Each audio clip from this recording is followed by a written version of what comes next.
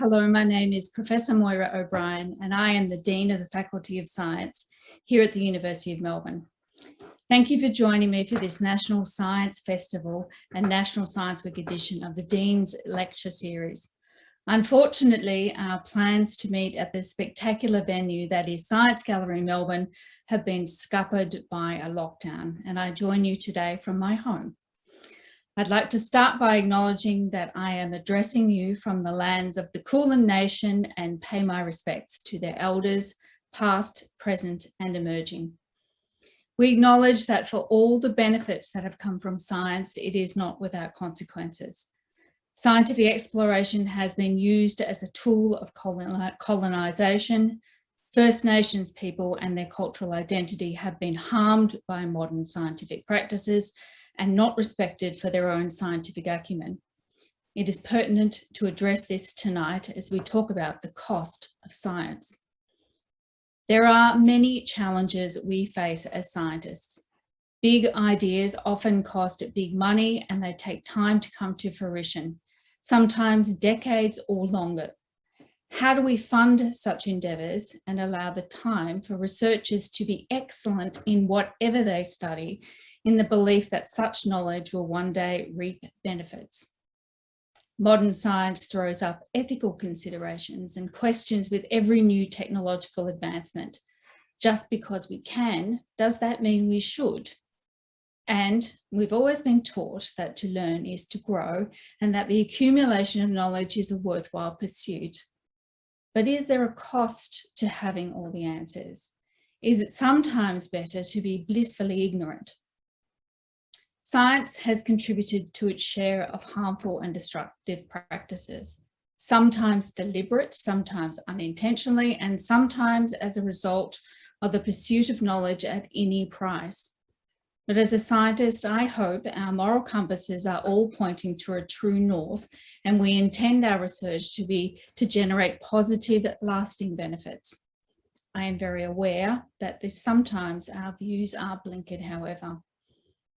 I am very pleased to be joined this evening by our exceptional moderator, Tanya Ha, and three expert speakers who will help to answer this question: is it worth it, from their own unique perspectives. You'll soon hear from Professor Elisabetta Barbario from our School of Physics and Dr. Jared Field from our School of Mathematics and Statistics. But our first speaker is Dr. Christopher Gyngell. Christopher is a senior lecturer in the Department of Paediatrics and team leader in biomedical ethics at the Murdoch Children's Research Institute. Chris has a background in genetics, corporate ethics, and philosophy. His research focuses on the ethical implications of biotechnologies, the philosophy of health and disease, and the role of ethics in public policy. Over to you, Chris.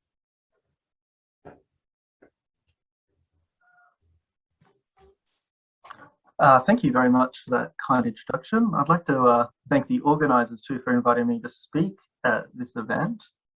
I have slides, but I'm having trouble getting them up. And I don't see, oh, here we go, I've got it.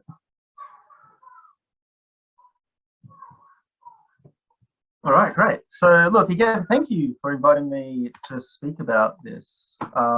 Really interesting. Oh, sorry, just let me get control of myself. Really interesting question. It's a really interesting time to be discussing the question of the benefits and costs of science, because right now, like many of Australians, I am trapped in my house, I'm locked down, and I'm waiting for the benefits made possible through science, namely vaccines, to be as widely available as they can in Australia so we can get ourselves out of this global pandemic that we're in. I think everyone right now is really acutely aware of the massive benefits that science can bring to society.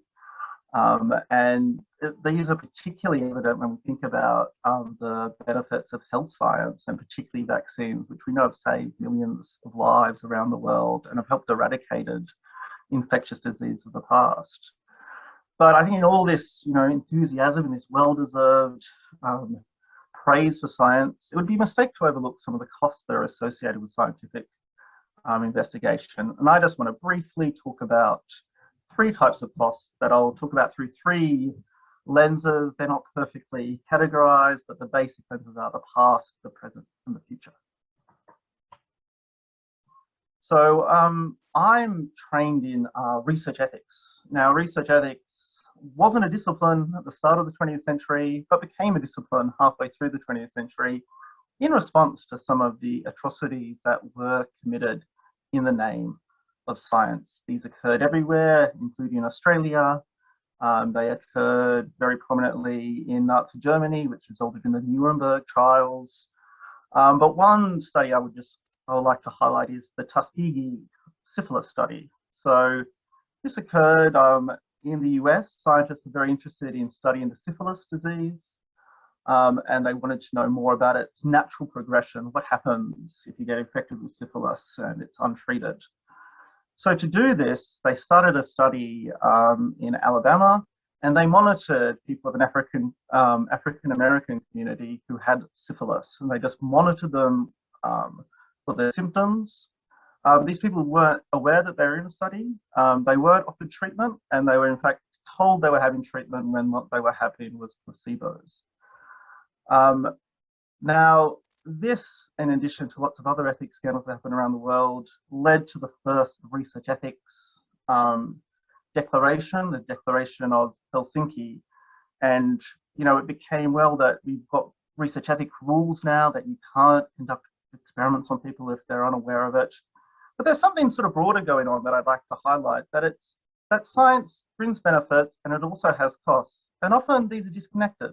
Often the people that are benefiting from science aren't the people that are absorbing the costs.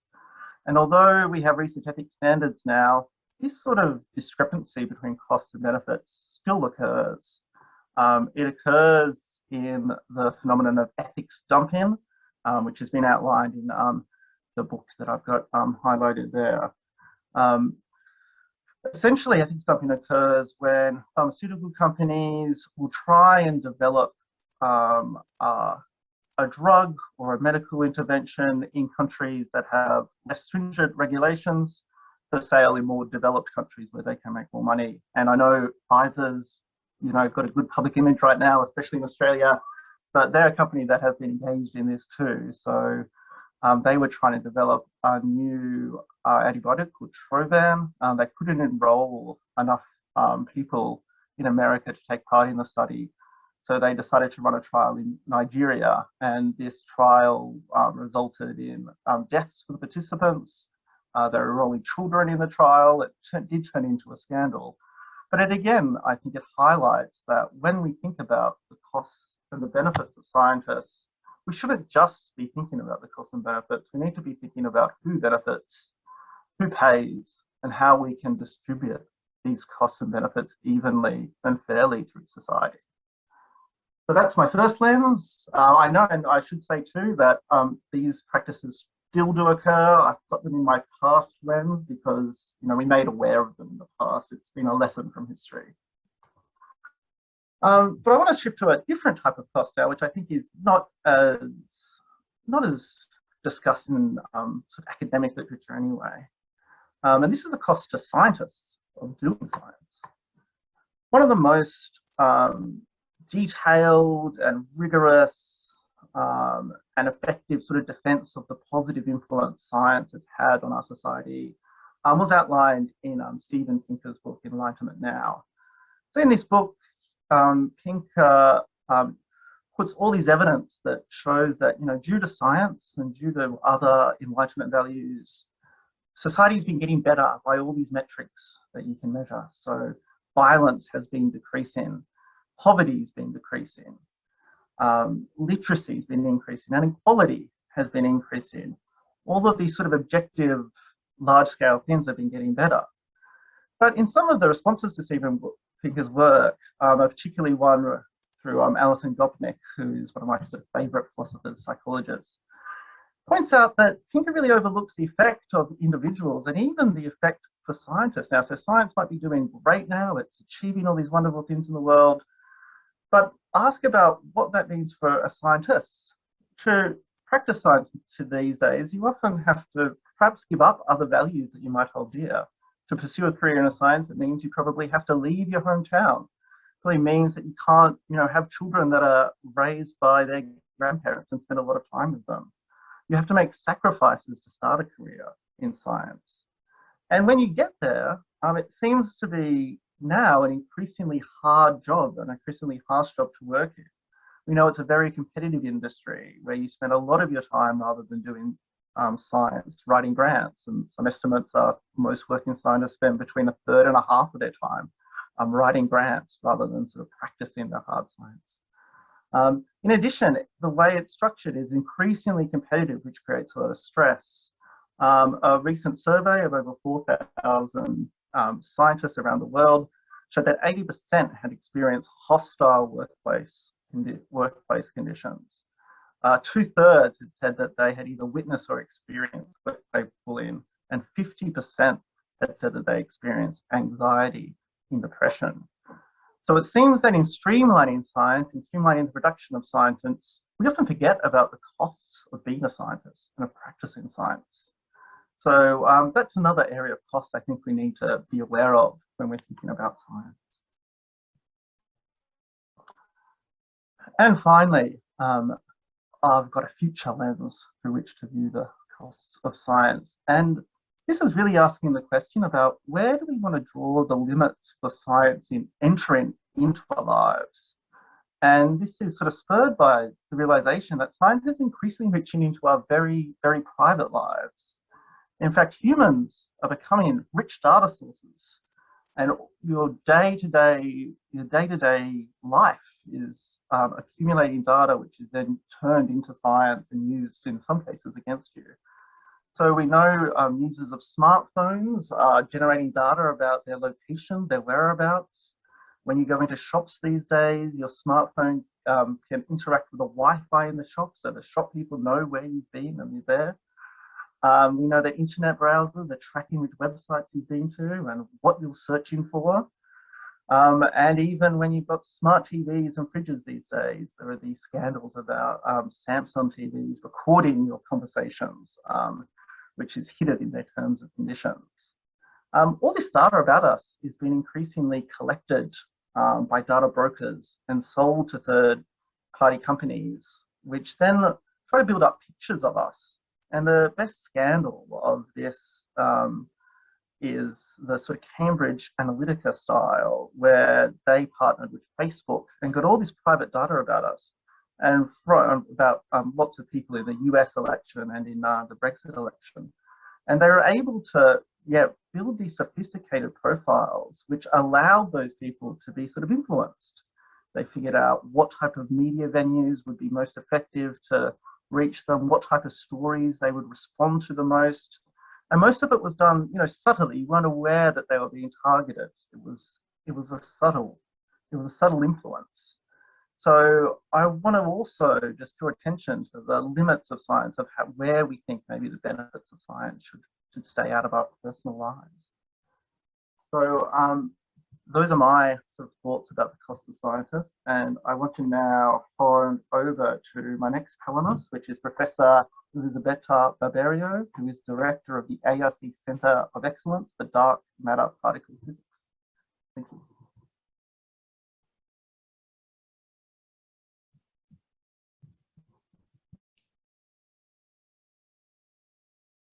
Thank you very much for the invitation to these events. And I will discuss about my research.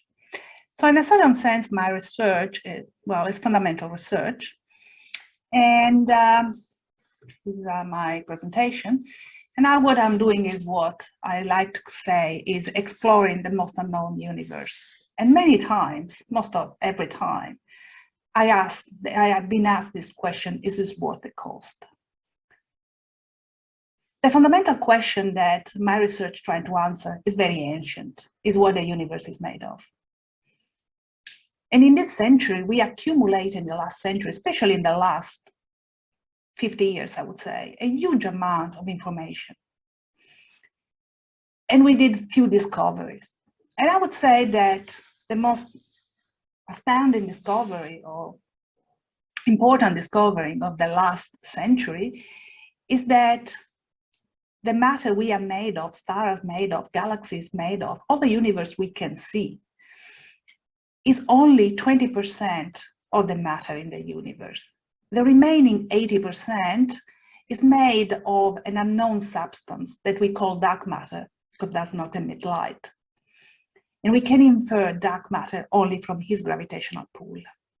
So I would say that my research is understanding the nature of dark matter, and this is one of these big questions on science. So as you may see, my research is fundamental research. So where we are now in this kind of research? Well, we are at a juncture for what concerns fundamental physics and fundamental research. We have built this fantastic theory, one of the most successful theories in science, that describe fundamental particle and interaction of all our visible universe. And the summit of this theory is the discovery of the Higgs particle 10 years ago. However, we know now that the majority of the universe is unknown. And so we start our voyage, the exploration of this unknown universe that is made as the universe is now, is really the fingerprint of our universe and is evolution. What is the challenge of this kind of research? Well, that we don't know what dark matter is. It's loosely kind of defined by this gravitational pull and to fit in our evolution of the universe. So we have many possibilities, and only a multifaceted experimental approach to discover dark matter will give us the answer. So we are looking for something we don't know what it is, and we have many hypotheses of what it can be. So how do we go to do dark matter? Well, if we look at our Milky Way, this is a rendering of our Milky Way, this is surrounded, enveloped by a sphere of dark matter that extends much more than our Milky Way. And this dark matter represents 80% of the matter in our Milky Way. So as our sun and our Earth goes around the sun, our sun goes around the center of the galaxy, rotate around the center of the galaxy, is going through this flux of dark matter, this particle of dark matter that are represented here by this paper plane called WIMP, is one of the candidates of dark matter. And so it happened that we on Earth get this kind of dark matter wind.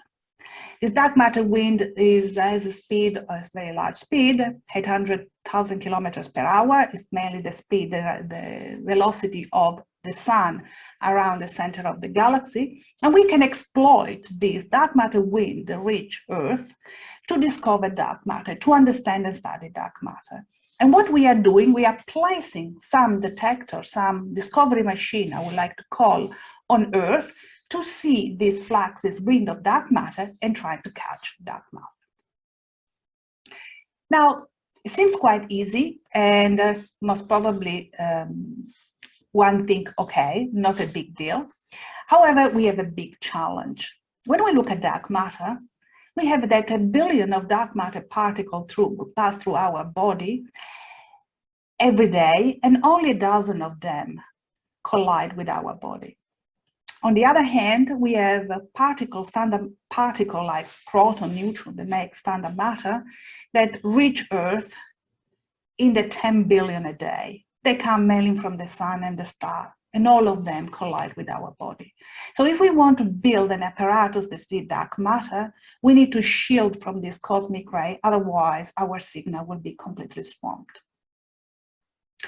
For this reason, we like to build our apparatus underground. If we go, for example, 1 kilometer underground, only a handful of these standard particles reach the site, while dark matter is unblocked by the rock. For this reason, that's why it's also quite an expensive science, to do this kind of experiment to understand what the galaxy is made of. Well, we need to go underground, about 1 kilometer underground. And there is the building of an experiment here, also in Australia, in Victoria, 250 kilometers from here, that will be ready by the end of the year. It's called the Stall Underground of Physics Lab, where we will place one of our discovery machine to study and hopefully to discover dark matter.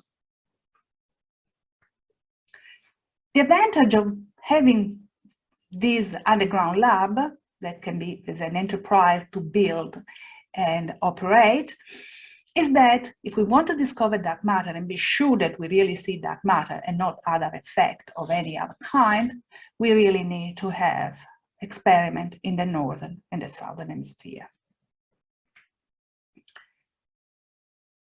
And we will be the only one that we have an experiment in the southern hemisphere. Which kind of experiment are these discovery machines? Well, the discovery machine are kind of experiment which we need to invent the technology to see dark matter. Dark matter is not a normal particle, so we need to find a way to see it. So we have a lot of research and development with industry and also in the university really to build our machine. This is one of the examples, the one we are building here in Melbourne. And in Australia, it's called SABRE. It's a big vessel that contains here sodium iodide crystals, or some crystal that when dark matter hit the crystal, they produce light. To do this experiment, we need complex engineer design, material science where we needed the highest purity crystal ever built, and also a lot of research and development on the instrumentation to see this light. You can see are not small experiment. And you can see that the collaboration that we use for these experiments are relatively medium for my field. So there is around 50 people. And this is the part of the people of the team that is building SABRE. And here there is one of the things that I would like to say about my science and the cost. There is a lot of training that we do in this experiment. We train our students to build and invent new technology, to build a machine that need a few years to be built, so project management and so on. So one of the costs that of our machine is also training. We have spin-off. Interesting enough, even if we're not trying to solve any societal problem, we have a lot of spin-off. Some of them even produce rupture in what concerns technology, and we have many examples. This is because the kind of technology that we will need to use does not exist, and so we need to invent. These experiments are large and quite on the enterprise. So we need industry to come on board and work with us, and industry to produce our new invention for this machine. And you can see just for the Dark Matter Center that is just started last year, we have already quite a bit of technology transfer and spin-off. Some of them, like the one here on Ryland, even produce a patent of a few million of Australian dollars. So coming back to our hunt of dark matter, the journey of dark matter is a long-term journey. It started in the 30s when Zwicky, a Swiss astronomer, saw some discrepancy in the rotation curve of the galaxy. And then it took a long time before Vera Rubin discovered that indeed the only way to explain this discrepancy could be adding this kind of matter that we don't know what it is. And then we started, here there is Dama, Pamela, Cogent, and so on, are all of these names of this experiment that we built to see dark matter over the year. And all of them, they explore a set or a subset of this kind of candidate dark matter that we know. And we keep going. So here is a journey roadmap that a few years ago when people would hope that we could see dark matter in between 2018 and or to 2014 and 2024. We still didn't see, so there are new experiments coming online, like the SABRE experiment. And we keep pushing the boundary because even if it's difficult, even if we don't know what it is, we know that these unknown, this dark matter particle and this unknown universe is the majority of the universe. And I would say that what is the cost and what is the change in societal that this research is giving? Well, I would say that in this particular moment in time in the world, we are taking part of a scientific revolution with this exploration on this very unknown universe. And this revolution is transforming not only how we see fundamental physics, but also how human beings watch the universe of this very unknown universe that we are exploring. And I thank you for that. Thank you very much. And I think now I can pass the discussion to Dr. Jared Field. He's a Mackenzie Fellow, and he's a mathematician and a biologist and is doing study on behavior. Jared is with you. Thanks.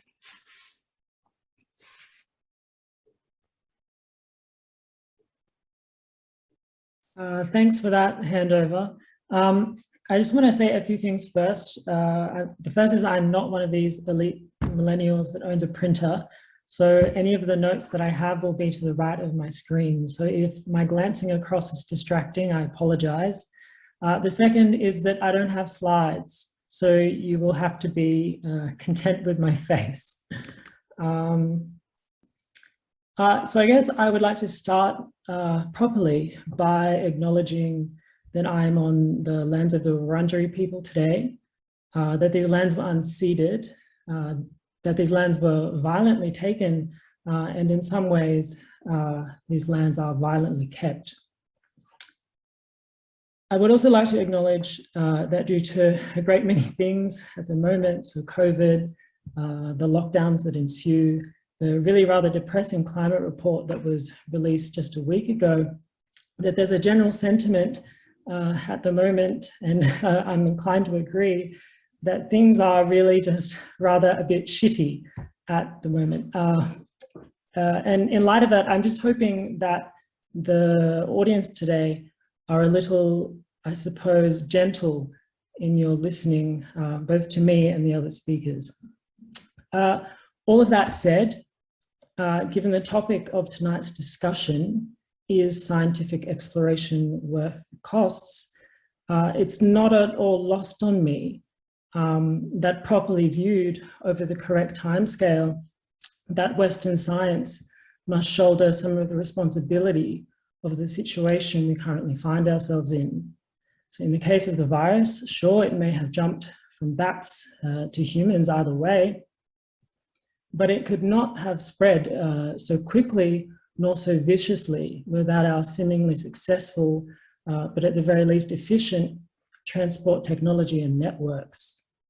On the climate report, again, we would not be in this situation if it weren't for the Industrial Revolution propelled by science and its spread via the vector of colonialism. Indeed, colonialism could not have happened without the boats to travel, the knowledge to navigate, and the guns to kill. But this is not just me sprouting anti-colonial rhetoric due to my background, because I am Indigenous. Indeed, in a separate report to the one released last week, it was showed that in so-called developed nations, we are responsible for 79% of historical emissions from 1850 to 2011, despite what our Prime Minister may say. Now, the point I'm trying to make here, which is hopefully at least slowly becoming a little clear, is that it takes a very unique arrogance to ask if scientific exploration is worth the costs without also attending to who pays those costs. And I hope to spend the remainder of this little chat, I suppose, outlining how very often scientists, like Christopher said before, are not the people paying the costs, and even when they do, it is rarely shared evenly. To drill this point home, however, I hope to restrict the discussion a little and bring it back to a local context and a personal context. And to that end, I would like to note that I am, of course, not speaking to you today just as a mathematician. And really, I don't think there's such thing as someone who is just a mathematician, because science does not occur in a vacuum. but I'm speaking to you today as a Gamilaraay mathematician, or as some may label me, an Aboriginal mathematician. Now, that noted, I would like to point out that the word Aboriginal is in fact not a word that derives from place, such as English or French, where there are Aboriginal people of Canada and Taiwan and Australia and so forth. It is instead a scientific category. We were taxonomically labeled just like the rest of the flora and fauna. Now, this may sound a little on the nose, and indeed it is, but I didn't bring it up for just any old reason. I've brought this up because this labeling has had and continues to have very real world costs for me and mine. So for example, the label Aboriginal formally entered legislation alongside blood quota classifications, first in the colony of New South Wales in 1839, and then here in Victoria in 1864. Thereafter, to the late 1950s, with the growing science of eugenics, championed in this very faculty, mind you, states regularly legislated all forms of inclusion and exclusion. So, for example, to and from benefits, rights, and even places, by reference to degrees of Aboriginal blood. In fact, my own mother, because she is what a racist may label a full-blooded Aborigine, was very rarely permitted to leave the mission. But I don't want to mislead you into thinking that the costs arising from this taxonomic labeling are a thing of the past and past generations. In fact, since Federation in 1901, the Racial Discrimination Act has only been suspended 3 times, and all 3 times to make specific laws affecting so-called Aboriginal people. The Northern Territory intervention is ongoing today. But turning to a different field entirely, we see similar things happening in physics, for example.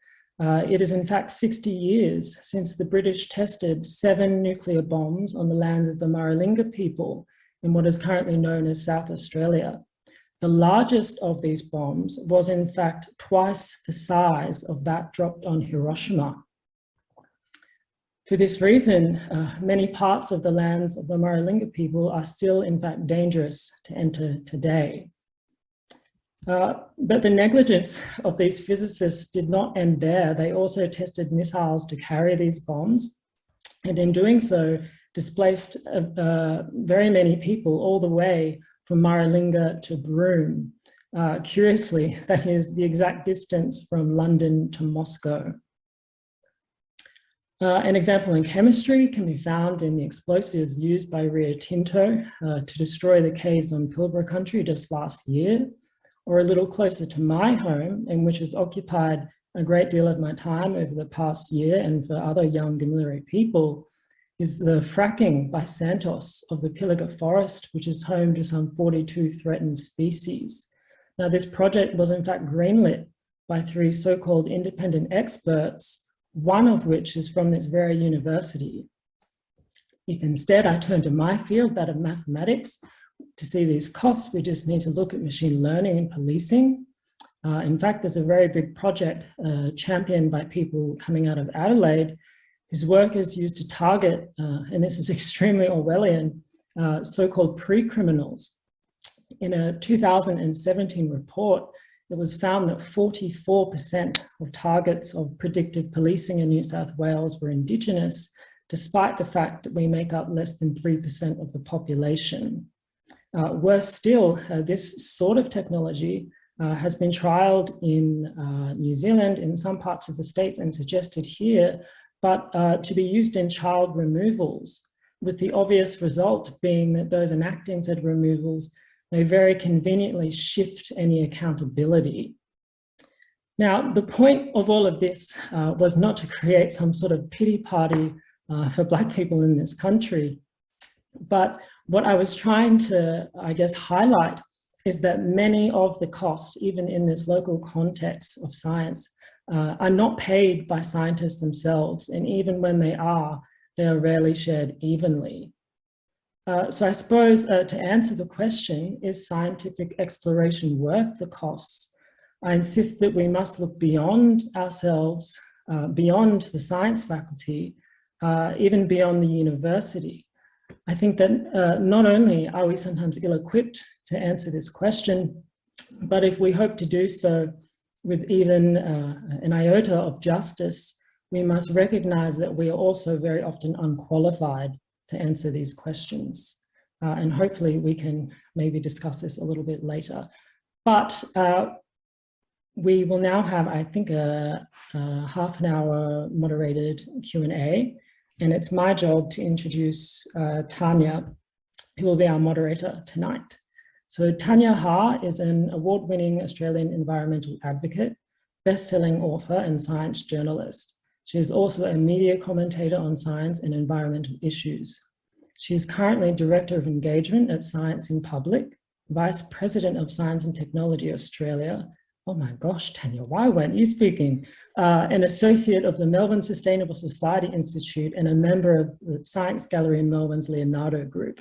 She also serves on the boards of Diversity Council Australia, Western Port Water, and the ARC Centre for Excellence in Exciton Science. Tanya is also, however, a familiar face from her work as an on-air reporter for the ABC TV's Catalyst. I love that show. And was the eco-coach in the landmark SBS show Eco House Challenge. Tanya's books include Greenology 2020 and Green Stuff for Kids.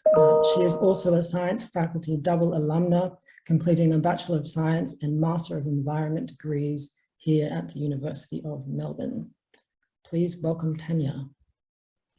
Thank you, Jared. I feel intimidated by myself. Now you're very thorough. But to answer your question in there was science journalists. So that's why I'm not a panelist and I get to ask the questions. And I think there will be some great questions. They're already coming through and you can put them into the Q&A chat box there. Another thing that I'll mention as well is that we are hearing some really interesting and powerful things tonight. So if you hear something that you think is interesting and you want to share it outside this, this Zoom presentation, feel free to tweet it. Use the hashtag Science Week and the handle @SciMelb so that people will know that you're at one of the Science Festival events. I wanted to start by asking all of the panelists, and I'll get you all to put your cameras on so that we can see Chris and Elisabetta again. I wanted to start by asking each of you if there is something that you feel is the least understood cost of science. You know, if you could change public perception about a cost of science, what would that one thing be? I'll start with you, Chris. Thanks, Tanya.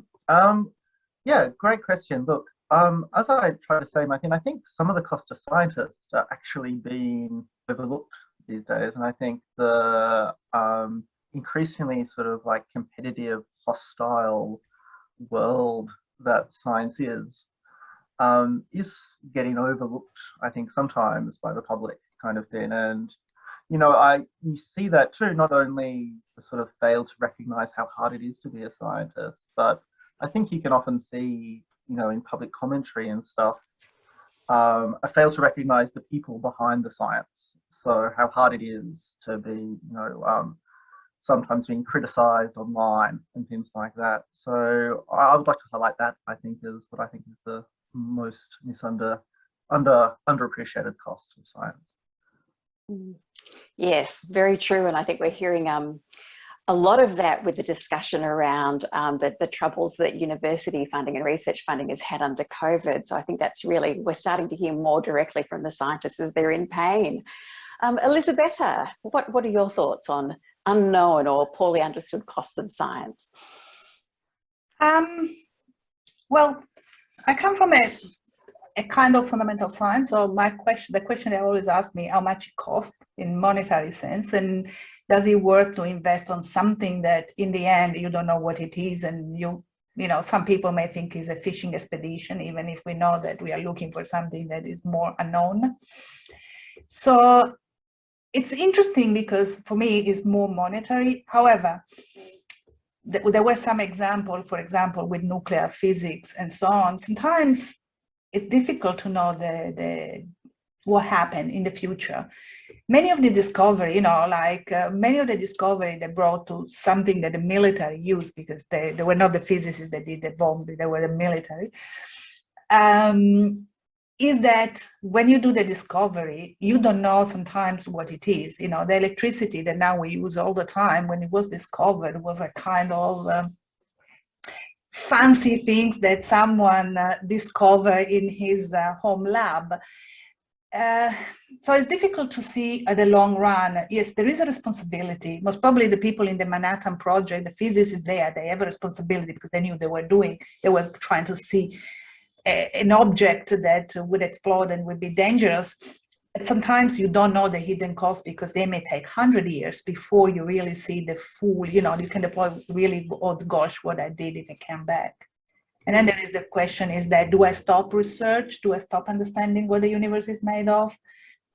Do, you know, like what is there is my responsibility, but there is also a responsibility of a society that cannot be only given to the scientist. Yes, good answer. And Jared, you talked about some before. Did you want to elaborate on those or raise any other ones?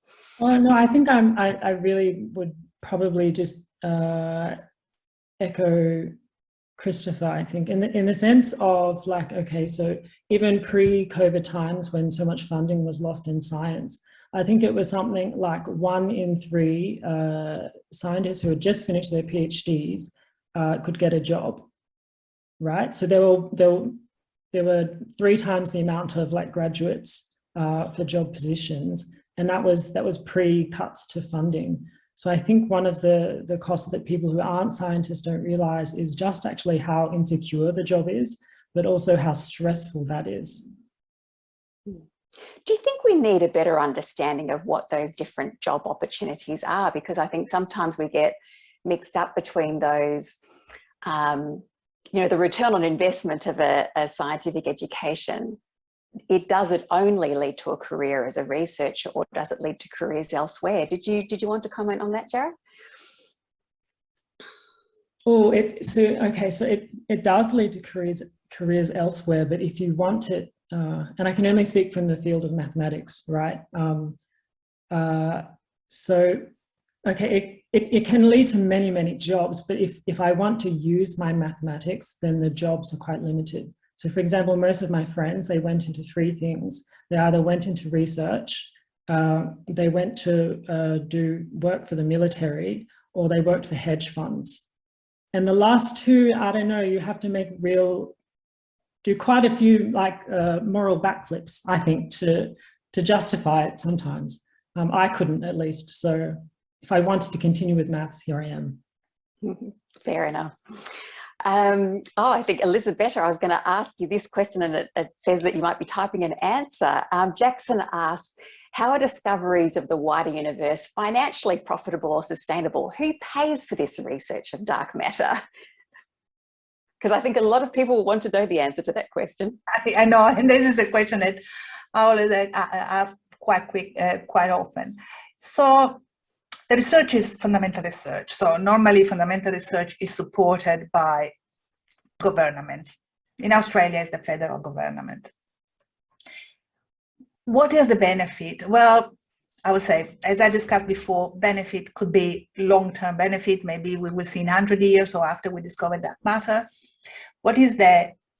I would say what we gain doing that is that we need to invent new technology to see dark matter. And this technology comes back to society. And we have a lot of example of technology that is used quite widely in society, including, you know, the Wide Web that was invented because we needed to communicate when we were building the experiment that discovered the Higgs that came back to society. So, and then there is training of PhD and master student in this big experiment that, different from maths, we learn also a little bit of more practical part. And in practice, we learn how to put together a big project. I think that sort of the training is one that is not always understood, and education, well, pre-COVID, education was one of Australia's biggest exports that didn't involve mining and digging something out of the ground. So as someone who's wearing my climate stripes, it probably doesn't surprise anyone to hear me saying that education, people coming to Australia because good science is done here to study, is one of Australia's biggest renewable experts. Chris, do you have any thoughts on, I guess, the local economic benefits of having good science in Australia? So, for example, you're in the biotechnology, biomedical field. Is job creation, does that come out of, creating or testing new vaccines or different treatments? Is there an economic side that we don't understand, even for the drugs that ultimately don't go to market? Well, yeah, I think there's that economic side of having skilled people working here. But I think the pandemic in COVID-19 has also shown us that there's natural interest in just having high facility science capacity onshore. So one of the reasons that Australia has been, in this situation where we're behind a lot of countries now is that we didn't have the facilities onshore to be able to build mRNA vaccines, such as the sort of Pfizer and Moderna vaccines. And, we have CSL, that they use quite a sort of older vaccine sort of technology. And I think, that said, I think it also shows when you see the amazing contributions that Australian scientists have been able to make to our pandemic response, really shows the value of having trained scientists, at home. True. I've got a nice kind of tricky question for everyone. Do you think that there's a growing anti-science movement? That's kind of the easy one to answer, but the hard bit, what can we do to combat this? Let's start off with you, Jared. Do you have any thoughts on that? That's so hard. What does it mean to have, because for example, there are many people that are protesting lockdowns and wearing masks and vaccines and whatnot, but I would be wary of calling them an anti-science movement because I'm not convinced that they're one cohesive group. Some of them are rightly so, I guess, skeptical. And if they had a different sort of education, maybe they would also be scientists. Whereas others who, refuse to wear masks simply because it's uncomfortable, I probably wouldn't put them in the same boat.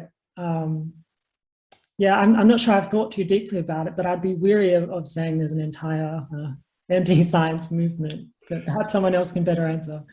I might come back to you, Jared, because I think after we've asked Elizabeth and Chris about that, I also wonder whether part of it is a closed-mindedness to a certain kind of information or knowledge that that people aren't comfortable with, because I imagine you've had experience or views of Indigenous knowledge and how accepted or how much it could offer, and people aren't open to that. But let's come back to that in a moment. Elizabeth, what can we do to combat the rejection of science?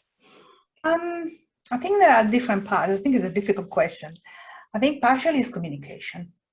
I think science communicate in a particular way, with scientists communicate in a particular way, say scientific way, and not always this communication is the correct one in reaching a wider audience.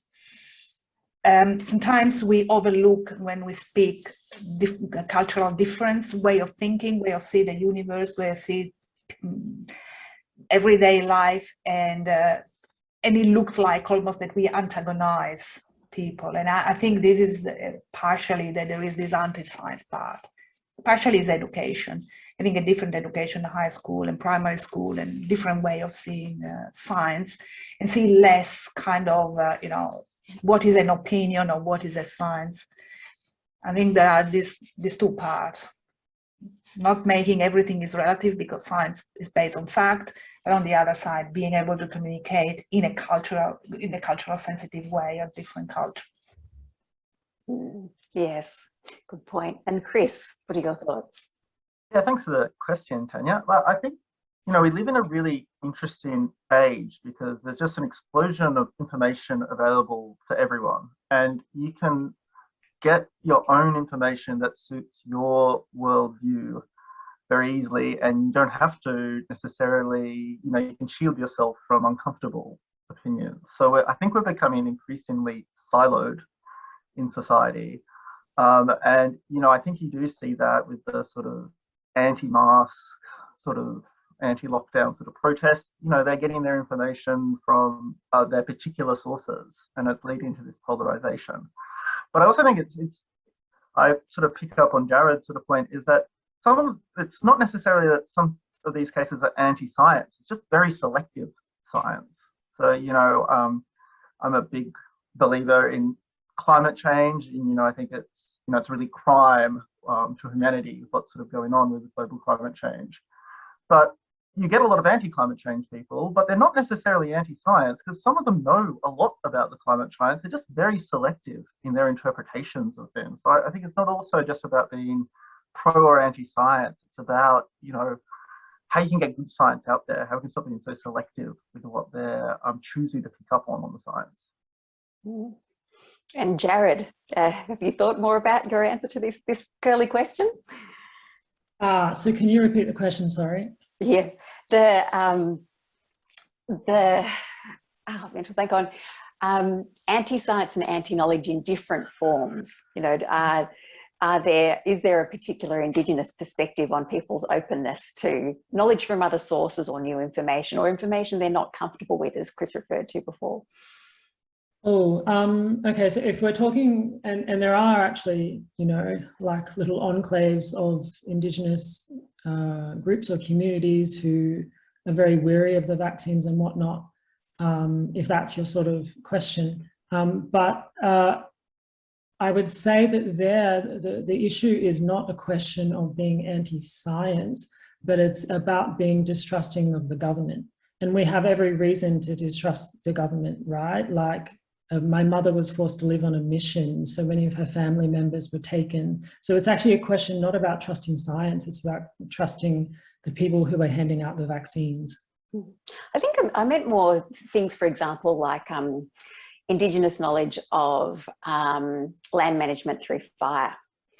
So that's something that there's a knowledge there that would have huge benefit to bushfire management in Australia. And so I think that it's that cost benefit. Do you think Western knowledge systems value Indigenous knowledge enough to gain the benefits?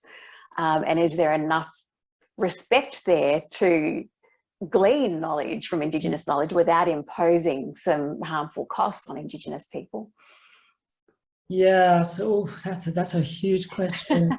Because I'm super weary of our knowledges being mined just like our lands are.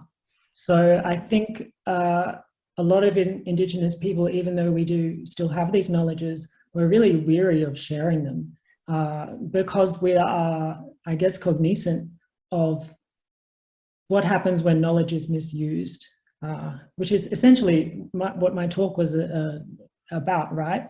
So I think, I don't know, in a dream world, it would just all be lovely and we would all share our knowledges, but I think we're very, very far off that. Chris, I've got a tricky one that harks back to your comment about the Cambridge Analytica scandal and private data. And with that in mind, do you think we need a new declaration of Helsinki designed for the modern world? Or do you think is there a role for international agreements to reduce the potential harms, those costs that might come from science? I'm not sure about international declaration, but I do think it's something that needs to become more aware of. And often, tech companies like Google, Facebook, and Apple have really entered our lives without our knowledge or permission. So as I said, the way that they're collecting personal data from us, it's really been a sneak attack kind of thing. I think it's, people haven't been aware about how much personal data they're giving up to these companies. They're not aware that these companies use their data for their own profits, for their own interests, and not for your interests. They want you to look at your phone multiple times every day, and they're tracking how much you do that, and they're trying to get you to do more and more. And we're not really aware of that. So I think there needs to be more awareness of these types of costs to our personal lives. I've got a sort of funny, but it might make you cry question from an anonymous attendee, and I would like all of your answers on this. Given how much money that could be spent on other research it represents, opinions on the billionaire space race.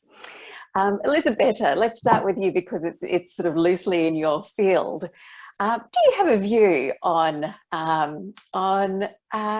Richard Branson and so on heading off into space?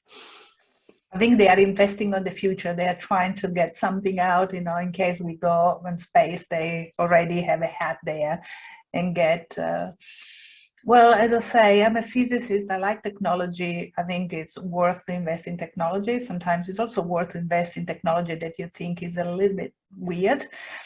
Think about Elon Musk. I think that if you go a little bit, few years back, he was like a little bit, you know, his electric cars looked a little bit, you know, out there. And now we may go there, all of us, to save the planet. So I think it's, you know, like in a certain way, it's fun.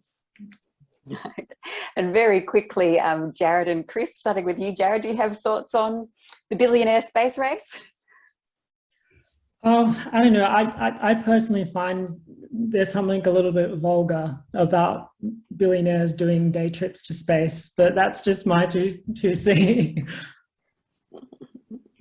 Chris?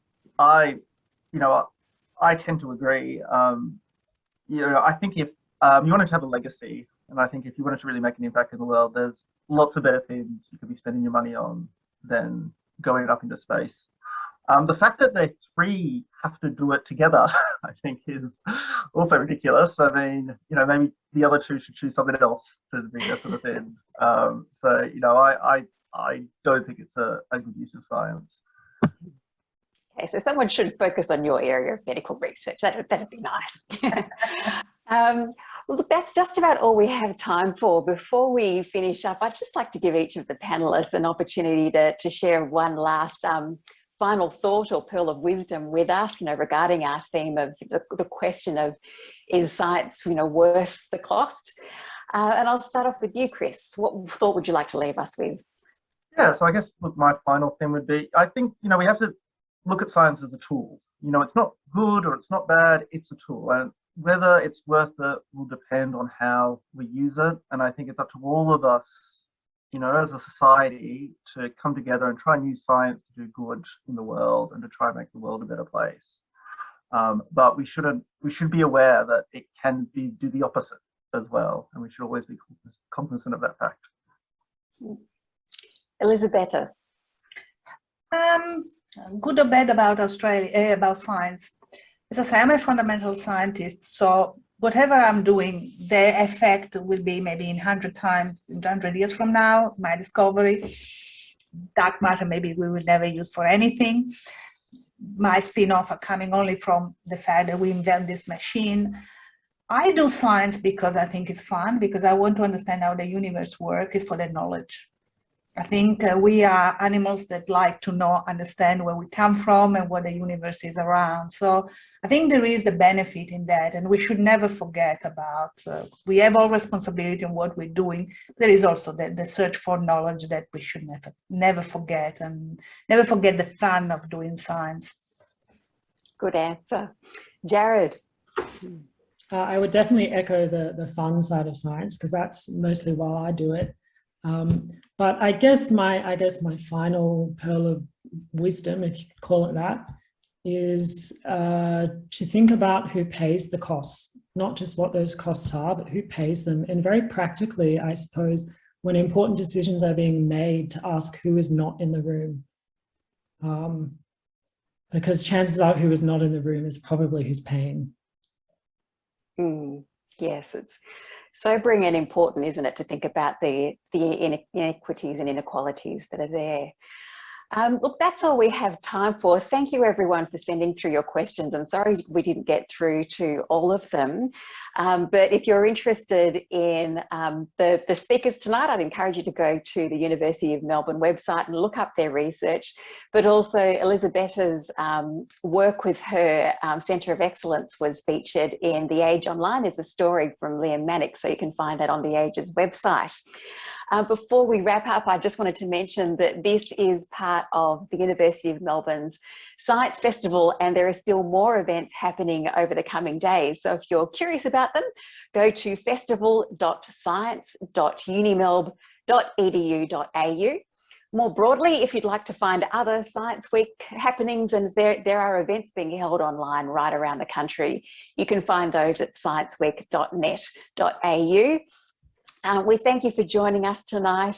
When lockdown does finish, do come and have a look at Science Gallery Melbourne when it opens. The first exhibition in its new home, Mental, will be starting as soon as is humanly possible. Thank you for joining us tonight. Have a great evening and a great rest of Science Week, and we hope you can join us for our future events. Thank you, and thank you also to the panellists tonight, Jared, Chris and Elisabetta.